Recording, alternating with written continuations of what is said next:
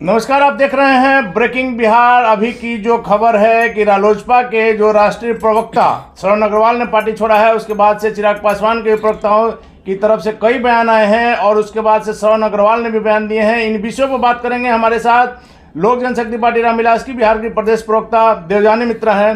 Madam, जिस प्रकार से शरद अग्रवाल का इस्तीफा हुआ, उनको पार्टी से 6 साल के लिए निकाला गया, ऐसे कयास लगाए जा रहे थे, अभी भी लगाए जा रहे हैं कि शरद अग्रवाल आपकी पार्टी में आ सकते हैं। देखिए, पार्टी में कोई आएगा कोई जाएगा, ये तो इसमें तो हमारा कोई हाथ नहीं है। और अगर कोई ज्वाइन करना चाहेगा, उनको अब ना भी नहीं बोल सकते हैं। और ये सारा जितना भी आपके ये सारे डिसीजन होते हैं, ये हमारे राष्ट्रीय अध्यक्ष जी खुद लेते हैं, हमारे प्रदेश अध्यक्ष जी खुद लेते हैं। तो इसमें हम लोग क्या बोले, बताइए। लेकिन कल जब आपके प्रवक्ता से बात हो रही थी तो उन्होंने साफ तौर पर कहा कि ऐसे लोगों के लिए हमारा जो गेट है वो बंद है। मैं तो नहीं, सबसे बड़ी बात, हम लोगों को ये अधिकार ही नहीं है कि किन के लिए गेट बंद है, किन के लिए बंद नहीं है। ये हम लोग का काम है भाई, कोई न्यूज़ है उस चीज़ को जनता तक पहुंचाना और एक पॉजिटिव तरीके से पहुंचाना, बिना किसी के ऊपर कीचड़ उछाले। अगर हमारे पर कोई उछाल नहीं रहे, हम लोग क्यों किसी के ऊपर उछाले। तो अगर मान लीजिए ऐसा किसी ने बोला है तो उनको पहले जानकारी लेके फिर बोलना चाहिए। मैं तो यही बोलूँगी। तो ये माना जाए मैडम कि शरद अग्रवाल आपकी पार्टी के शीर्ष नेतृत्व के संपर्क में थे?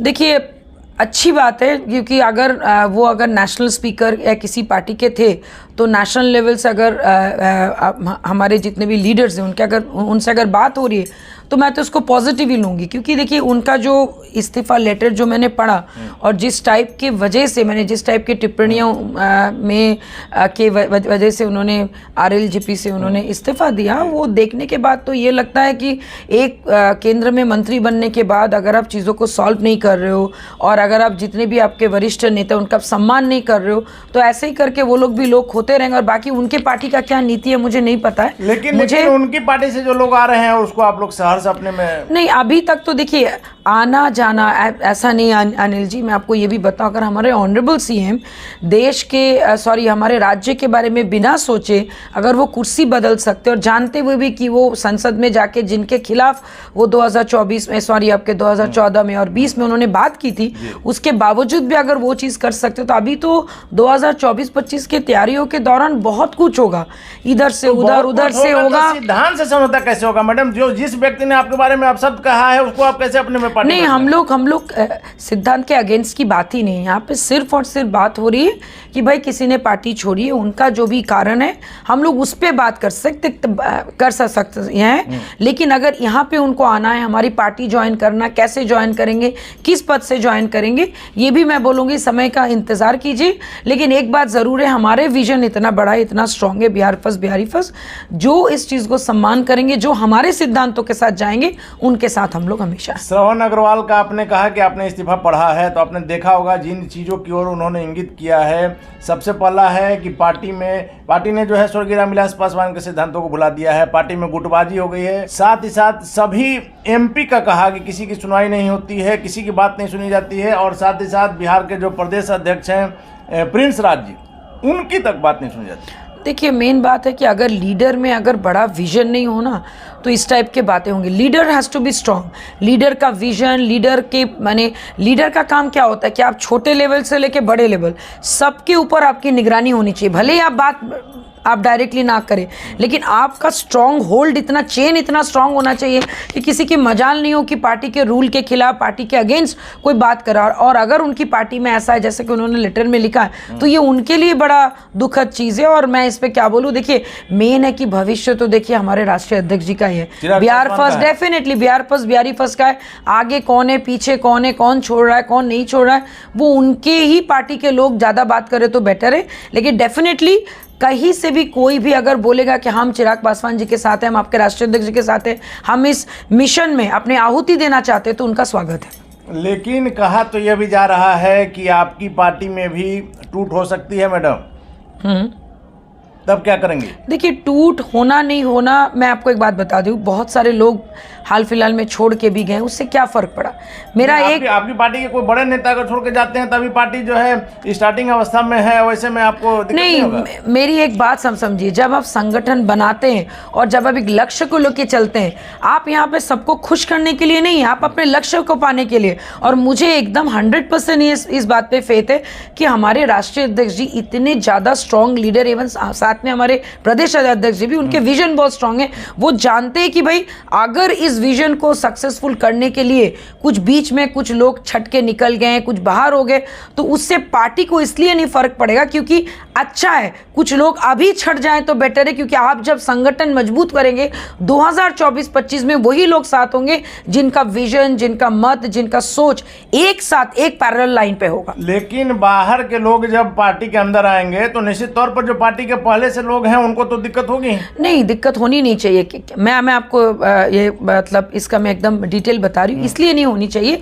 क्योंकि बहुत, आप कोई भी बड़े पार्टी को उठा के देख लीजिए, चाहे वो बीजेपी बोलिए, चाहे आप जेडीयू की बात करें, चाहे आरजेडी की बात, ऐसा नहीं कि भाई बहुत कम लीडर, देखिए जो नींव रखते हैं वही उस पे जितना ज़्यादा दर्द स्वर्गीय श्री रामविलास पासवान जी को या हमारे राष्ट्रीय अध्यक्ष जी को या फिर हमारे बाकी जितने नेता जो शुरू से जो आपके रामविलास पासवान जी के वक्त से जो थे, उनका जो एक एथिक्स है, उनका जो एक बिलीफ सिस्टम है वो अलग लेवल पे है। अब हमारे जैसे युवा नेता या फिर और भी जो लोग अभी जुड़ रहे हैं वो धीरे धीरे सीख रहे हैं। अब ये सीखने के दौरान बहुत सारी चीज़ें आपके ऊपर आएंगी, आप कुछ गलतियाँ करेंगी, कुछ आप अच्छा भी करेंगी। ये अच्छा और गलती को दोनों को बैलेंस करके अगर आप चल गए, और अगर आप किसी के नजर में आने के लिए काम मत कीजिए, आप अपने सेटिस्फैक्शन के लिए काम कीजिए और आप पार्टी के विजन के लिए काम कीजिए। लेकिन श्रवण अग्रवाल यदि आ रहे हैं, आपने शुरू में कह दिया है कि राष्ट्रीय अध्यक्ष या प्रदेश अध्यक्ष ये लोग मिलकर तय करेंगे, लेकिन श्रवण अग्रवाल यदि आते हैं तो आपकी पार्टी क्या उनका स्वागत करेगी, क्या रास्ता बंद करेगी? इन बातों मुझे मैं जितना अपने पार्टी के सीनियर लीडर्स को जानती हूँ, चाहे वो राजू तिवारी सर हो या फिर हमारे राष्ट्रीय अध्यक्ष जी हो, हमेशा उन्होंने लोगों का स्वागत किया है, वेलकम किया है। अब कोई आके अगर माफ़ी मांगे और अगर मान लीजिए शाम का भूला अगर घर लौटा है तो उसको कभी हम लोग ना नहीं करते, लेकिन फिलहाल तो ऐसा कहीं से कोई मतलब मान लीजिए आवाज़ या फिर ऐसे कोई हम लोग कुछ सुन नहीं रहे। ये हम लोग को बस इतना पता है कि भाई एक नेशनल लीडर, बहुत बड़े पोस्ट पे थे, वो बहुत बड़े रिस्पॉन्सिबिलिटी उनको RLJP में था, हाँ बिल्कुल, और उन्होंने उस पद से जिस कारण से उन्होंने इस्तीफा दिया वो कारण सोचने वाली बात है। बाकी वो कहाँ जाएंगे नहीं जाएंगे वो उनका चॉइस है। और जब कोई बड़ा नेता छोड़ता है उनको बहुत सारी चीज़ों, क्योंकि देखिए अगर एथिक्स के साथ कोई कॉम्प्रोमाइज़ करेगा तो लंबा टाइम तक कहीं टिक नहीं पाएगा। तो हो सकता है कि उनका वहाँ पे चीज़ें जैसे उन्होंने लिख के दिया वो सारी चीज़ें उनके लिए, हम लोग तो उनके पार्टी में भी नहीं, लेकिन वो सुन के हम लोग को लग रहा है कि बाप रे बाप ये सारी चीज़ें भी हो सकता है। तो ये सारी चीज़ें निंदनीय है, ऐसा होना नहीं चाहिए। और रही बात उनके आने की या नहीं आने की, वो समय के इंतज़ार कीजिए। अगर कोई ज्वाइन करना चाहेगा निस्वार्थ भाव से तो उनका स्वागत डेफिनेटली हम लोग करेंगे। बाकी अगर लेट्स सी, तो ये माना जाए कि जो उन्होंने आरोप लगाया है खास करके कि सभी सांसदों की नहीं सुनी जाती है, तो क्या उनकी पार्टी ने स्वर्गीय रामविलास पासवान के सिद्धांतों को तिलांजलि दे दिया है? सांसदों की नहीं सुनी जा रही है, क्या पार्टी में दलाल टाइप के लोग हावी हो गए? देखिए मैं तो ये बोलूँगी अगर सही में ऐसा हुआ है तो मैं तो बोलूँगी कि विनाश काले विपरीत बुद्धि, और अगर ऐसा है तो भाई मैं तो अपने संगठन के बारे में सोचूंगी, मैं तो अपने पार्टी के बारे में सोचूंगी, मैं तो सबका स्वागत करूंगी जो बिलीव करते हैं हमारे यंग नेता, युवा नेता के बिलीव पे और उनके विजन पे, बिहार फर्स्ट पे, तो उन सबका स्वागत है। आप चाहते एक निश्चल निर्भव से 100% दे के, जहाँ पे ऑनेस्टी से, ट्रांसपेरेंसी से काम हो, आपको अगर कहीं पे आप गलती करें तो आपको बता दिया जाए, कहीं पे आप अच्छा करें तो आपका सम्मान किया जाता है, तो ये हमारे पार्टी में ही होता है। तो ये उनके लिए दुखद घटना है। और अगर मैं अगर आपको यहाँ पे बोलूँ कि अच्छा ये जो उनके पार्टी में हो रहा है तो मैं अपना भी स्वार्थ मैं तो कुछ होगी बोलूँ। के रालोसपा के प्रवक्ताओं से भी कल हमने बात की, उनका साफ तौर पर कहना है कि श्रवण अग्रवाल को कई बार इस तरह के लिए नोटिस जारी किया गया था, कई बार पार्टी से निकाला गया, फिर उन्होंने माफ़ी मांगा इसलिए रख लिया गया। उनके जाने से पार्टी का बोझ ही हल्का होगा। तो दैट इज देयर चॉइस। अब मैं उनके पार्टी के बारे में अनिल जी में क्या, मैं उनके पार्टी के विजन के बारे में जानती हूँ। आखिरी सवाल मेरा जी, है मैडम जी। कि पशुपति कुमार पारस की सेहत पर क्या असर पड़ेगा, क्योंकि आप लोग को तो खुशी हो रही होगी कि अगर रालोसपा के कोई आदमी टूटते हैं, आप में जाए या कहीं जाए, नहीं, तो मेरे निश्चित को तौर पर आप लोग को अच्छा लगेगा। नहीं, मेरे को तो इस बात की खुशी है कि गलत को गलत बोलने वाले लोग अभी तक हैं। लेकिन मैडम गलत को ये अचानक से क्यों हो नहीं, जाता है? अचानक से नहीं। देखिए बात को समझिए, लगातार बार बार आप किसी के ऊपर कोई आरोप प्रत्यारोप या फिर एक लिमिट तक आदमी गलत चीजें बर्दाश्त कर सकता है, फाइनली ज्वालामुखी फटता है। तो हम लोग को कुछ खुशी की बात नहीं है, खुशी की बात यह है कि फाइनली लोगों के सामने सच आ रहा है, और सच जब भी सामने आएगा तो बहुत अच्छा लगेगा। तो इसका मतलब तो फिर यही हुआ ना कि चिराग पासवान जो आरोप लगा रहे थे वो सही है, सामने आ रहा है वही सब बातें। बिल्कुल बिल्कुल सही है। मैं तो आपको बोल ही रही हूँ कि आप ये सोचिए कि 2024-25 तक एनडीए में जो बार बार लोगों हलचल मची हुई है, या फिर अलग अलग जगह से ये हो रहा है कि भाई चाचा भतीजे कब एक होंगे नहीं होंगे, पर्सनल चीज़ें भगवान करे चाचा भतीजे एक हो जाएं, उनके घर की समस्या सॉल्व हो जाए, लेकिन अगर राजनीति में अगर आप बात करें तो डेफिनेटली एनी डे उनके घर के जो चिराग है, उनके पिताजी के सारे गुण और उनसे भी मतलब उनके सोच के साथ जो आगे बढ़ रहे वो उनके पुत्र हैं, और वो है हमारे राष्ट्रीय अध्यक्ष। मैडम फिर आखिरी सवाल का सवाल आगे चला जाता है। बोलिए ना। आपने कहा कि इनके वारिस हैं पशुपति कुमार पारस जो केंद्रीय मंत्री हैं, उनका साफ तौर पर कहना है कि उनकी रामविलास पासवान की संपत्ति के वारिस हैं, राजनीतिक उत्तराधिकारी हम हैं। सबसे बड़ी बात देखिए, वो चाचा जी हैं, एक उम्र हो गया, कुछ बोल रहे हैं बोलने दीजिए, उससे हमको क्या फर्क पड़ता है।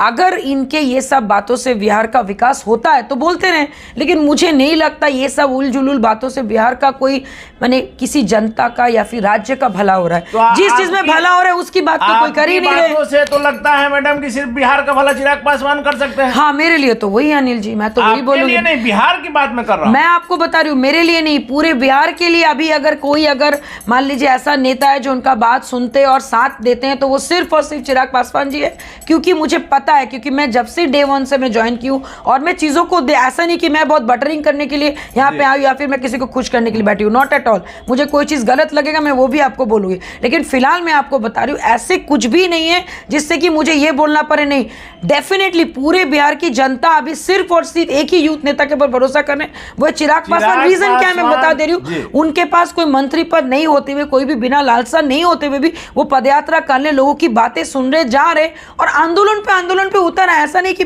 आराम से घर में बैठ के बैठे हैं। उन आंदोलनों को ब्रेकिंग बिहार दिखाते रहा है, उस पर चर्चा नहीं है। चर्चा है कि कल के डेट में चिराग पासवान भी यदि गलत करेंगे तो आप बोलेंगी। मुझे नहीं लगता है कि ऐसा कोई उनके एथिक्स के साथ आज तक उन्होंने कभी कॉम्प्रोमाइज़ किया।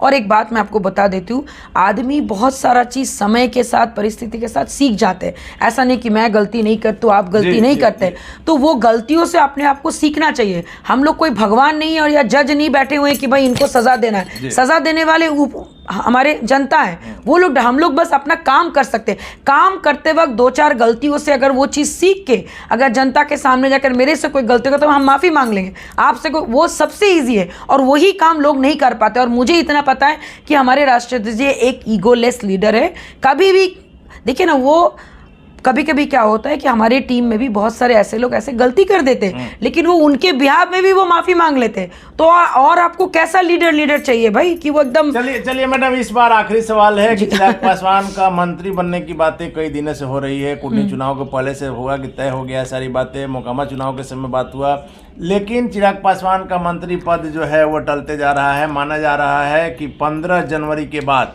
जनता चिराग पासवान के लिए कितना उत्सुक है आपको पता है? चिराग पासवान केंद्र में मंत्री बनने जा रहे हैं या नहीं?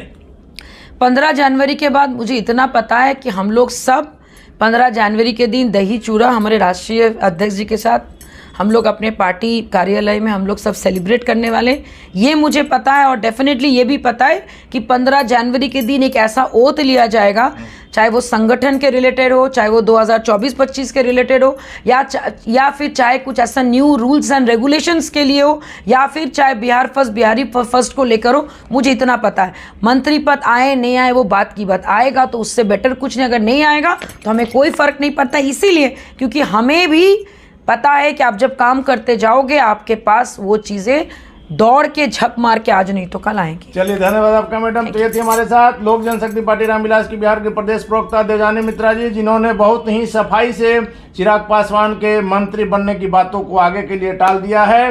हालांकि श्रवण अग्रवाल जो रालोसपा के राष्ट्रीय प्रवक्ता थे, उनके आने पर भी देवजानी मित्रा का साफ कहना कुछ नहीं है, आ भी सकते हैं, नहीं भी आ सकते हैं, आते हैं तो स्वागत भी हो सकता है, नहीं आए तो कोई बात नहीं। लेकिन फिलहाल चिराग पासवान के मंत्री बनने पर अभी संशय है और ये वक्त के साथ क्लियर होगा। आप बने रहें ब्रेकिंग बैक्स।